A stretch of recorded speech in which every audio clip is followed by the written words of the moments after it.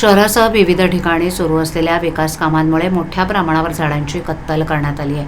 त्यामुळे शहरातील हरितपट्टा हरवत असल्याची टीका पर्यावरणप्रेमींकडून पालिकेवर होती. त्यामुळे शहरातील पर्यावरणाचा समतोल राखण्यासाठी महामार्गाच्या कडेला तसंच दुभाजकांमध्ये बांबूची लागवड करण्याचा निर्णय वृक्ष प्राधिकरण विभागानं घेतला आहे. ठाणे महापालिका क्षेत्रात विविध विकास कामांमध्ये बाधित झाडांची बेसुमार तोड करण्यात आली. त्यामुळे शहरातील पर्यावरणाचं बिघडत असलेलं संतुलन राखण्यासाठी पालिकेच्या वृक्ष प्राधिकरण विभागानं विविध उपाययोजनांवर भर दिलाय. त्यानुसार जागतिक पर्यावरण दिनानिमित्तानं ठाणे महापालिकेनं उपमुख्यमंत्री हरित ठाणे अभियानाअंतर्गत वर्षभरात 2 लाख वृक्ष लागवडीचा संकल्प केलाय. याच अनुषंगानं ठाणे तसंच घोडबंदर भागातील महामार्गाच्या रस्त्यालगत तसंच दुभाजकांमध्ये बांबूची लागवड करण्याचा निर्णय वृक्ष प्राधिकरण विभागानं घेतला. ठाणे आणि मुंबई शहराच्या वेशीवर बांबूची झाडं लावण्यात येणार आहेत. यामध्ये आनंदनगर ते कोपरी पूल, माजिवडा रस्ता तसंच गायमुख परिसराचा समावेश आहे.